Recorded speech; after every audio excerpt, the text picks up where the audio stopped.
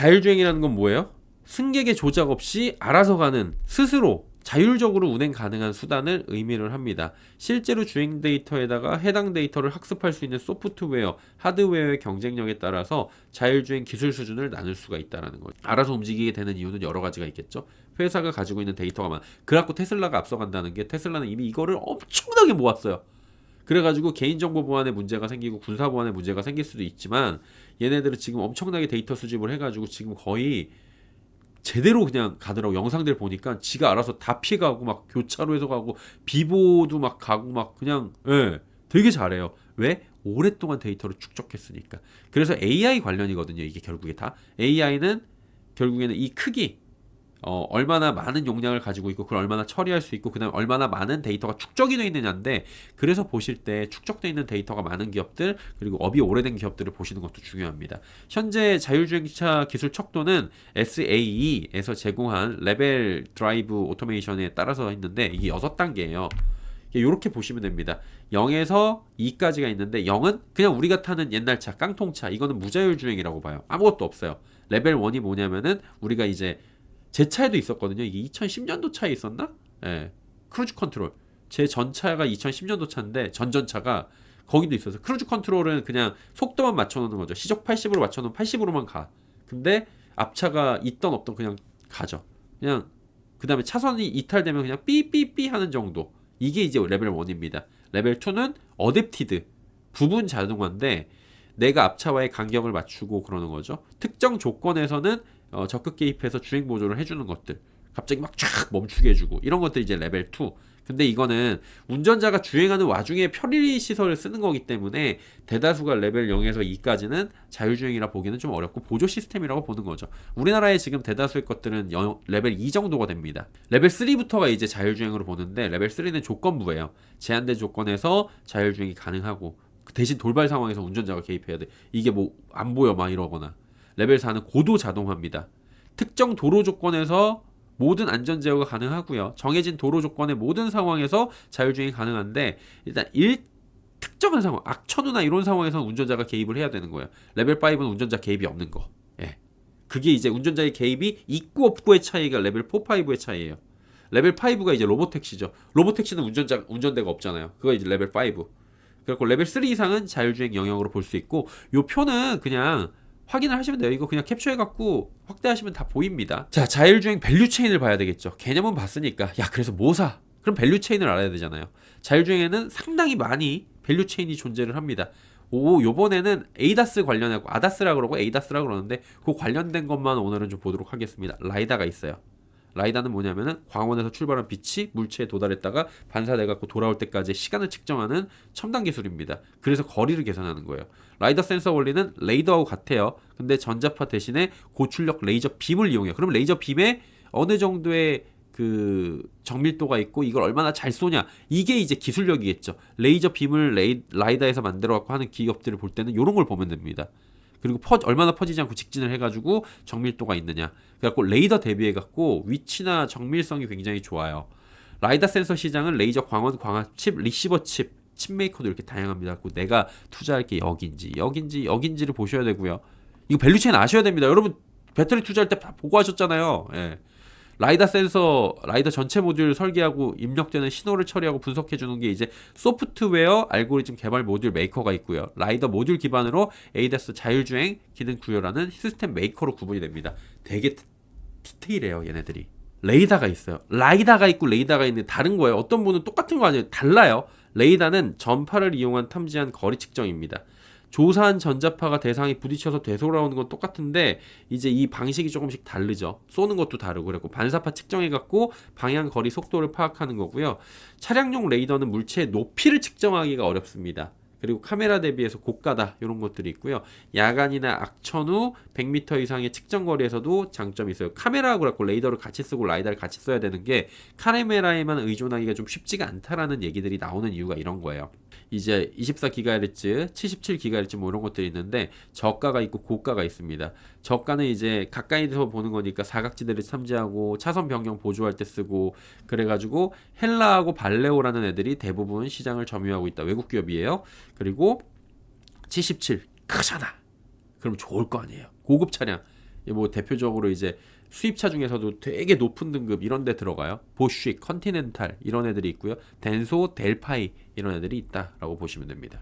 자, 카메라가 이제 주로 들어가죠. 테슬라 보면 카메라가 다 달려 있잖아요. 테슬라는 카메라로 하잖아요. 카메라는 뭐예요? 충돌 방지, 차선 유지, 주차 보조. 그러니까 레벨 2 이상 다양한 환경에서 활용되는 필수 장비여가지고 카메라가 가장 개수가 많겠죠. 일부 국가에서는 장착 의무화에 의해서 비중이 증가되는 추세고요. 카메라 센서는 스테레오 방식을 사용해서 사람 눈처럼 두 개의 카메라 렌즈 간 시각차를 만들어갖고 물체를 3차원으로 인지하기에 지금 가능하고요. 초고화질 광각기술 확보, 빠른 영상 치료선이 이런 것들이 필요해요. 그러면은 뭐가 같이 필요하냐면은 카메라하고 연산을 같이 해줄 빠른 칩이랑 반도체하고 소프트웨어가 필수입니다. 그래서 좋은 레이더 달고 좋은 라이더 달고 좋은 카메라 달았다고 끝이 아니라 이거를 처리를 해줄 두뇌 칩이 필요하고요. 그리고 그것들을 이제 통신으로 연결해줄 광통신이 필요하다. 그래갖고 스타링크 이런 얘기가 나오는 게 다 같은 얘기예요. 머스크는 스타링크를 통해 가지고 칩을 스타링크를 통해서 했고 칩은 뭐 TSMC 얘기들 나오고 있잖아요. 그래가지고 이제 이런 것들이 다 밸류 체인으로 들어갈 수 있다라는 거죠. 통신망은 조금 전에 말씀드렸다시피 이게 0.1초에 시속 100km면 가는 거리가 달라지고 깜빡 졸면 큰일 나잖아요. 그러니까 문제 없도록 오차가 없도록 해야 되니까 필수고. 요거 말고도 뭐가 있냐면은 뭐 GPS도 필요하고 감지 센서도 필요하고 그다음에 지능형 영상 장비가 필요하고 그래갖고 ADAS라고 하는 첨단 운전 보조 시스템이 만들어지고 자율주행 핵심을 돕는 거고 이 외에 조금 전에 말씀드렸던 두뇌와 해당하는 반도체 칩도 필요하고 인포테인먼트 그다음에 전장들 그리고 배터리가 필요하죠. 왜냐면은 배터리가 필요할 수밖에 없는 게 이거는 전력 사용량이 워낙 많아가지고 고용량의 배터리가 고성능의 배터리가 필수입니다.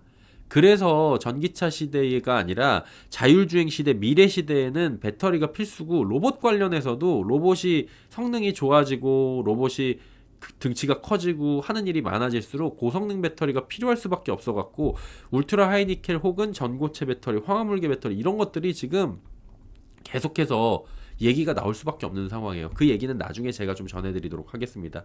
다만 이제 차는 그렇지만 로봇 시대에 고성능 배터리가 무조건 탑재돼야 된다 그러는데 뭐 가정용 같은 경우나 아니면 어느 정도 일정 부분에서는 교체하면서 쓰겠죠. 교체하면서 쓰는 것들도 필요하고 우리 이게 카메라 같은 것들도 그렇게 쓰니까 그런 것들을 생각하시면 되고요. 카메라 레이더 라이다 장단점이 있는데 카메라의 장점은 있고요. 저가예요. 크기가 작고 그리고 이제 대신 이제 기상 환경이나 여러 가지 문제점이 생길 수가 있고요. 정확도가 떨어질 수 있고요. 레이더는 탐지거리 길고 구애받지 않고 가격이 저렴하고 라이다의 10분의 1인데 해상도가 낮고 작은 물체를 감지하는 거에 취약하고요. 라이다는 정밀하게 취약이 됩니다. 아주 좋아. 이게 거의 이제 있으면 좋아. 근데 비싸고 소형화가 어렵고 그리고 기상 환경에 영향을 받고 그래갖고 이 세 가지가 장단점을 좀 잘 어느 정도 믹스해서 써야 된다라는 얘기들이 나오고 있고요. 자, 이게 웨이모에서 가지고 온 건데 카메라로 보면 이렇게 깨끗하게 보이죠? 이게 레이더로 보면은 이렇게 앞에 보이는 것들이 이런 식으로 어디에 뭐가 있다라고 쫙 보이는 거예요. 라이다로 보면 이렇게 다 보여요. 예. 그래서 이 세 개가 합쳐져 갖고 완벽한 자율주행을 만들 수 있게 된다라고 보는 거고요. 자, 이게 뭐 모델 3에 들어가는 것들인데 이건 체크해서 한번 보세요. 이 세 개를 모두 사용하는 게 보통인데 테슬라는 카메라를 주로 이용을 합니다. 2021년도부터 모델 3, 모델 Y에는 레이더 제거하고 테슬라 비전으로 전환을 했고요. 2022년 10월부터는 초음파 센서도 제거했고 카메라 기반의 오토파일럿 시스템을 구축을 했고요. 테슬라의 카메라 전략으로 인해서 카메라의 중요성이나 뭐 그리고 활용성이 커진 상황입니다. 근데 어떻게 얘네들은 이게 가능하냐? 이 안에 독보적인 기술들이 있어요. 그리고 차량이 어디를 이동하는지에 따라서 그 맵이나 아까 말씀드렸던 경험이 있잖아요. 이 도로를 다른 사람들이 달렸던 경험이나 여기가 어떻게 생겼는지 그게 다 들어가 있는 거죠. 그래서 카메라로 보면서 맵이랑 연동을 해가지고 칩으로 연동을 해가지고 빠르게 이 길을 파악을 하고 자율주행을 할 수 있도록 지금 만들고 있는 거여가지고 테슬라는 카메라로 하는데도 거의 완벽에 가깝게 지금 구현을 하고 있다라는 평가가 나오는 이유가 그런 겁니다. 그리고 가격을 낮추잖아요. 머스크는 극도의 효율성을 추구합니다. 그러니까 이제 기가프레서 찍어내고 그런 것도 만들어내는 거죠. 라이다를 사용하지 않고 카메라에 의지하다 보니까 그래서 지금 바이든 행정부나 이런 데에서는 이제 안전 문제가 불거지는 게 그런 거예요. 근데 이제 트럼프 2기에서는 관련 규제를 어떻게 해소해 나가는지를 보는 게 필요할 것 같고요. 자, 그러면은 투자자들이 기준으로 삼아야 될 거는 자율주행이 발전할수록 카메라, 레이더, 라이다의 필요 수량이 늘어납니다. 자, 보세요. 뭐 레벨 3에서는 레이더 4개, 라이더 5개, 6개, 15개였어요. 총 개수가. 근데 레벨 4만 되니까 38, 30, 56이에요, 개수가. 그럼 이만큼 들어가면 이 기업들은 매출이 늘어난다는 거잖아요. 그러면 당분간 자율주행이 모두 다 레벨 5가 갖고 멈춰 가지고 얘네들도 딱 그 기술력이 한계에 봉착하고 어느 정도 획일화되고 규격화되겠죠. 그럼 멈추죠. 지금 휴대전화처럼. 근데 그 전까지는 계속해서 발전 산업이 될 거니까 레벨 3도 지금 제대로 안 되고 있는데 4가 될 때는 개수가 늘어나고 4에서 5 갈 땐 더 늘어날 거 아니에요. 기술력 좋은 기업들은 수주가 늘어나가지고 꾸준하게 혜택을 받을 수 있다라고 가정을 하면서 이렇게 접근을 하시는 게 좋아요. 테슬라가 레이더 라이다를 채택할지는 그건 알 수가 없습니다. 그렇기에 테슬라 향으로 투자를 내가 할 건지 아니면 테슬라를 제외하고 웨이모나 아니면은 뭐 크루즈나 아니면 현대는 아마 웨이모하고 그 이렇게 동맹 관계를 좀 맺으려고 할 것 같은데 그런 부분을 좀 보시면 될 것 같아요. 차량용 반도체에 대해서 좀 이제 체크를 하고 있는 건데요. 내연기관에는 반도체가 들어갈까요? 들어가요. 한 2, 300개 정도? 이것도 많이 들어갑니다. 근데 자율주행차에는 10만 2천 개 이상이 필요하고 이건 더 늘어나게 됩니다. 왜? 수많은 것들이 이제 다 자율주행차에는 센서 얘네들이 유기적으로 움직여갖고 전력을 이용해가지고 얘네들이 사고를 하고 딥러닝을 한 걸 받고 통신을 해가지고 잘 알아서 가져야 되는 거니까 우리가 예전에 갈 때는 엔진 있고 이런 것들이 있어가지고 이 안쪽이 그러니까 구동계가 복잡했던 거잖아요. 엔진이 있고 이 안에 뭐가 있고 그다음 무슨 오일들이 있고 막 이런 오일 계통이 있었는데 이런 것들이 없어지고 이제 이 자율주행차에는 전기차엔 칩만 들어가는 거예요. 그래서 전기차가 필수라는 얘기가 나오는 게 우리가 내연기관 차에서는 이 배터리가 배터리 박스 조그마한 거 로켓 배터리도 있고 뭐 그 보쉬도 배터리 있나? 하여튼 뭐 그런 배터리 안에 있잖아요. 이게 방전되면은 타다다닥 하다가 겨울에 안 걸리고 그러는 거잖아요. 요걸로 가는 거잖아요. 근데 이거 가지고는 이 수많은 칩들을 구동을 못 시키는 거예요. 당연히 할 수가 없겠죠. 어렵죠. 그러니까 일반적으로 고용량의 배터리가 들어가 줘야 되는 거고 그 배터리가 주행뿐만이 아니라 이 전반적인 이 구동계통을 움직여 가지고 유기적으로 아까 말씀을 드렸듯이 이 과정을 거친다는 거죠. 어떤 과정을 거쳐요? 인지하고 판단하고 제어하는 임판제 요거를 이제 거쳐가지고 얘네들이 움직일 수 있게 해갖고 안전을 도모하고 편리함을 도모해갖고 목적지까지 갈 수 있게 해주는 거고 앞으로는 자율주행차가 택시처럼 이제 오게 되는 그런 시점을 머스크는 꿈꾸고 있더라고요. 뭐냐면은 내가 내 차 공유된 차들이 있을 거 아니에요. 테슬라도 예를 들어서 그걸 삑삑 해갖고 로봇택시를 누르면은 우리 집 앞까지 아무도 없는데 지가 와. 그리고 내가 그 차를 타면은 목적지까지 가는 거죠. 그러니까 이런 세상이 오기를 지금 꿈꾸면서 그걸 만들고 있는 건데 불가능할까요? 전 가능하다고 보긴 합니다. 이미 그리고 기술적으로 상당 부분에 올라와 있다고 보여지고 있고요. 근데 그런 것들이 가능하게 되려면 우리는 이제 투자자 입장에서 본다면은 이게 어떤 구조로 해가지고 전기차가 왜 필요하다고 하는 건지 그러면은 배터리가 고용량이 왜 필요한 건지 그리고 칩은 몇 개가 들어있는지 이런 구동계통을 알아야지 우리가 그래서 자율주행에는 이런 일들이 발생을 하는구나 아는 거지. 이걸 모르게 되면은 레이다는 싸구려고 라이다는 비싸갖고 못 쓰고 카메라는 테슬라가 쓰는 거니까 카메라만 보면 돼. 이런 생각을 가질 수가 있게 되는 거예요. 물론 이 생각도 맞을 수가 있고 틀릴 수도 있고 여러 가지가 있겠지만 결론적으로 봤을 때는 이런 기본적인 원리를 아셔야 된다라는 겁니다. 칩이 훨씬 많다. 엄청나게 많다. 그래가지고 AI 반도체가 굉장히 고성능의 반도체가 필요하고 엔비디아하고 테슬라가 독자 칩을 개발하고 있고 엔비디아가 그 얘기하는 거예요. 그래서 이거 우리가 싸게 만들어주겠다. 그래서 우리가 눈여겨볼 부분은 뭐예요? 아까 말씀드렸다시피 향후 5년 동안 발전을 할 레벨 2에서 레벨 3로 넘어가는 이 영역들을 보면서 여기에서 어떤 것들이 주로 사용이 되고 어떤 것들이 확 늘어나게 되는지 무슨 얘기인지 아셨죠? 이 레벨 2에서 레벨 3로 가게 되면 어떤 기술들이 각광을 받게 되고 그러면 그 기술들이 각광을 받으면 어떤 기업들이 있고 그래서 어떤 기업들의 어떤 것들의 부속품이 늘어나니까 절대적인 수요가 늘어나는지 이걸 보는 거예요. 맥킨지는 레벨 2 자율주행 기술이 칩 수요를 이끈다고 전망을 했고요. 이미 반도체 매출의 40%를 담당해서 레벨 2 자율주행이 2030년에는 85%까지 증가한다고 분석을 했습니다. 이 2019년도 자료니까 지금 어느 정도 왔겠죠. 그럼 이제 레벨 3도 생각을 한번 해봐야 되는 거예요. 그러면은 이제 자율주행 기술 발전에 따라서 2025년부터는 레벨 3, 레벨 4 자율주행 칩 매출도 늘어날 테겠죠. 특히 레벨 4 자율주행 칩 매출은 엄청나게 늘어날 수 있다. 그래서 이제 도메인 컨트롤 DCU 센서하고 고성능 컴퓨팅 칩이 빠른 성장세다. 이 성장세가 빠른 곳들은 한번 체크를 해볼 필요가 있겠죠. 얘네들은 12%씩 매년 올해부터 성장을 할 것이다. 그리고 이제 전자제휴 ECU 다 알고 계시죠? 구동계통에서 센서용 칩은 이미 성장을 꾸준히 하고 있다. DCU, ECU는 신경망 프로세서 유닛 NPU, 그 다음에 마이크로 컨트롤러 MCU와 함께 자율주행차의 핵심 칩으로 꼽힙니다. 그래가지고 ADAS에 쓰이는 반도체로 이제 대표적으로 얘기가 나오고 있죠. 그리고 ADAS의 기술력을 함께 탑재해갖고 자율주행 기술력을 높이는 거니까 얘만 독단적으로 하는 게 아니라 얘도 같이 가야 되는 거예요. 그래가지고 요즘에 보면은 모 기업이랑 그 협업을 해가지고 뭐 레이더 센서나 아니면은 뭐 라이다 센서를 개발을 하는데 수주를 받았고 서로 이제 합종 연행이 되는 모습들이 나타나고 있는 그런 부분인 거예요. DCU, ECU 이런 반도체 매출이 카메라, 레이더, 라이다보다 큰 비중을 차지할 수도 있다. 이런 견해들도 있고요.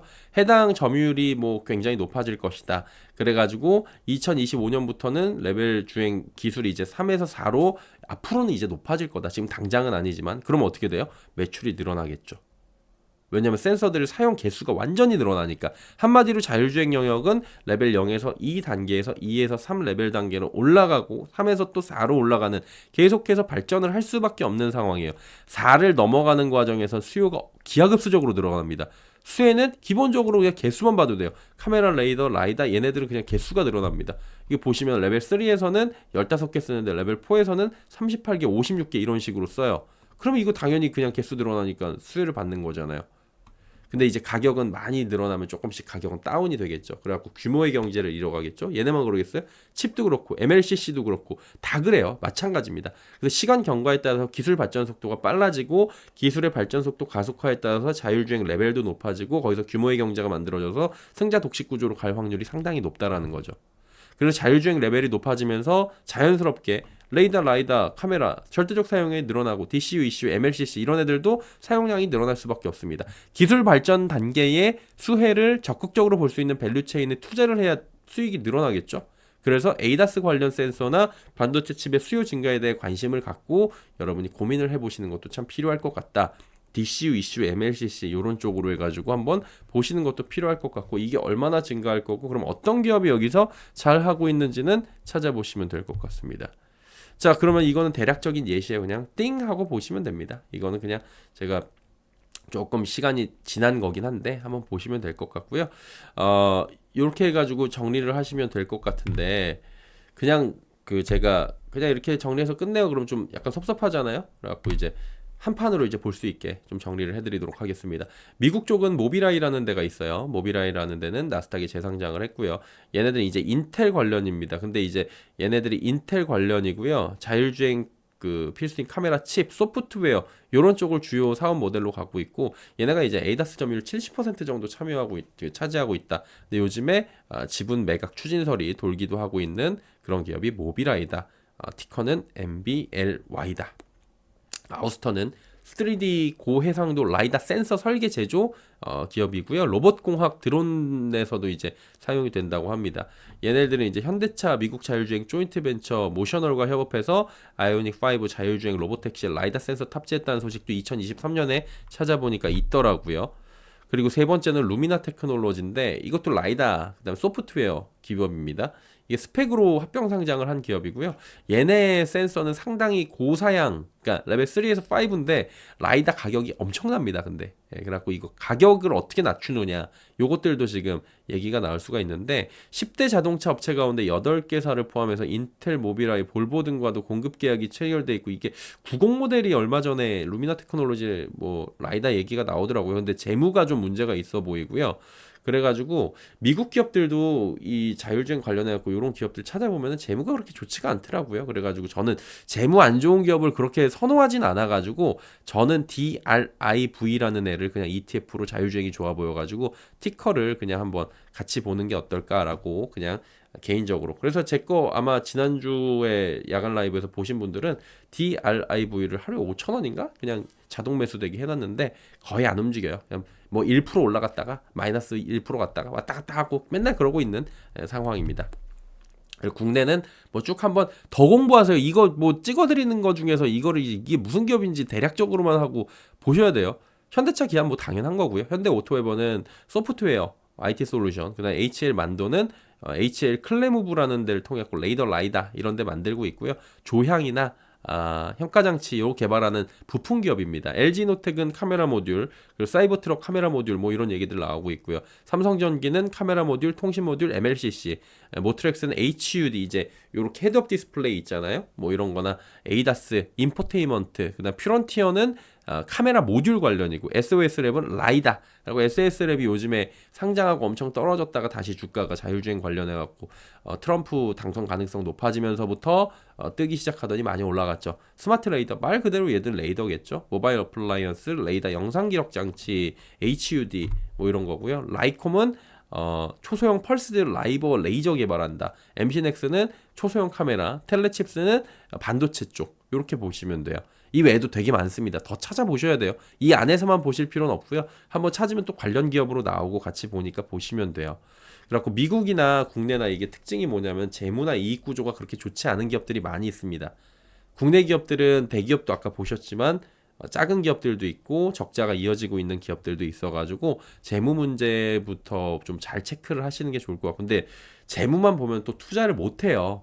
무슨 얘기냐면은 작은 기업들이 재무가 어떻게 좋아라고 물어본다면 저는 답을 할 방법이 없어요. 미래 가치를 땡겨와서 쓰는 거니까. 그래서 정말 이 업이 영위하고 있는 것들이 어느 정도의 지금 캐파를 가지고 있는지 그것까지 좀 체크를 잘 하셔야 됩니다.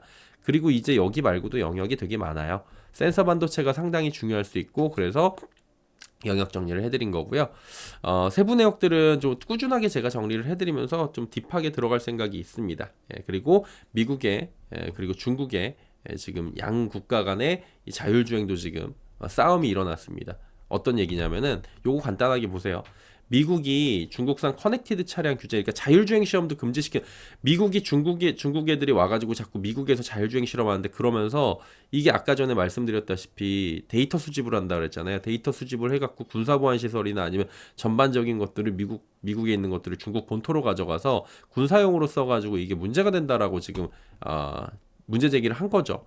그래서 미 상무부가 지난달 14일에 자율주행 통신 가능한 뭐 중국이나 러시아산 소프트웨어 부품을 사용하는 커넥티드 차량을 단계적으로 금지한다. 규제 최종안을 공개를 했습니다. 커넥티드 차량은 무선 네트워크로 주변과 정보 주고받고 내비, 자율주행, 운전 보조 시스템 기능을 제공을 하는 거죠. 이거 신차 중에서 이 기능 없는 차량 없습니다. 그래가지고 이게 상당히 또 이슈가 될 확률이 높은데 아직까지는 그렇게 시장에서 크게 작용을 하지 않고 있어요. 그래가지고 상무부는 자율주행 시스템에 대해서는 하드웨어가 아니라 소프트웨어만 적용된다라고 규정을 한 겁니다. 라이다 같은 센서나 이런 것들은 미포함됐어요. 근데 소프트웨어라고 이게 결국에는 연결이 되기 때문에 이게 전방위적으로 규제가 들어간다고 보면 되는 것 같고요. 하드웨어 배제는 공급망이랑 경제에 미치는 영향, 한마디로 얘네들이 싸니까 그걸 들고 들어와가지고 우리 거 소프트웨어랑 결합시켜라 이런 얘기인 것 같아요. 그 미국 자율주행 업체 웨이모 라이다 센서에 기반한 자율주행을 진행하고 있는 것과 연관된다. 그러니까 얘네들이 웨이모가 라이다 센서잖아요. 그럼 얘네들하고 조금 협업을 해야 되는 게 있는데, 그럼 소프트웨어는 얘네들이 쓰고 하드웨어는 쟤네 거 싼 것 같다 쓰고 이런 것들이 있겠죠. GM, 토요타, 현대도 발표 직후 하드웨어 규제는 최소한 1년 이상의 연기가 필요하다라고 상무부에 요청을 하기도 했었어요. 그래가지고 중국산 차량은 미국 상륙 자체가 어렵게 될 건데, 일단은 지금은 4.5톤 이하의 차량에만 적용이 되고 향후 중량이 이거를 훨씬 넘어가는 4.5톤을 넘어가는 쪽에도 규제가 될 것이다. 그럼 어떻게 되겠어요? 국내 반사이익 기대감도 조금 있을 것 같은데, 이게 반사이익을 한다고 해가지고 우리가 중국하고 레이더 라이다를 겹쳐가지고 어느 정도의 기술력이 있는지는 한번 따져봐야 될 것 같다. 이런 부분은 있습니다. 그 정도로 얘네들이 그동안에 축적된 것들이, 우리는 자율주행 규제 산업이거든요. 별로 크게 관심이 없었잖아요, 여러분. 솔직히 말씀드려갖고. 근데 얘네들은 지금 그 자율주행 드론 이쪽에 엄청나게 지금 돈을 갖다가 쏟아붓고 있었거든요. 그러다 보니 이런 부분들을 어느 정도로 반사이익이 올까라는 부분들은 한번 판단을 직접 해보시면 될 것 같아요.